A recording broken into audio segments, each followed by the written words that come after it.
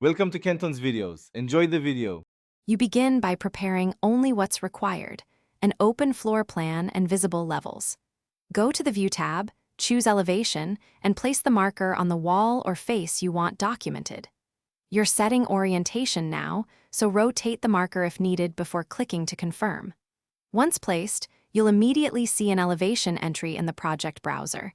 Make sure the correct level is selected. This initial placement defines the view direction and the elevation's reference. Do it deliberately, not rushed. Once the elevation view is open, you refine how much of the building shows by editing the crop region and view scale. Make sure the far clip plane captures the facade.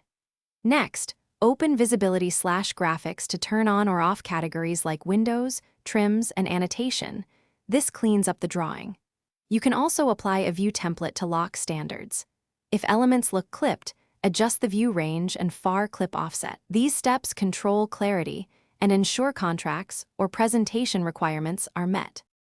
You finish by adding annotation, dimensions, spots, and elevation tags. Use the Align Dimension tool for facade features so measurements update automatically. Then save the view and apply or create a view template to replicate standards on other elevations.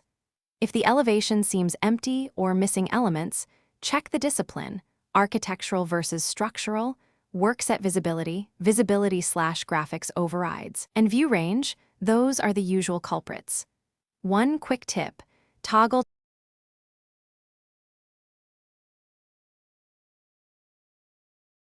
Thanks for watching. Consider subscribing if we helped you.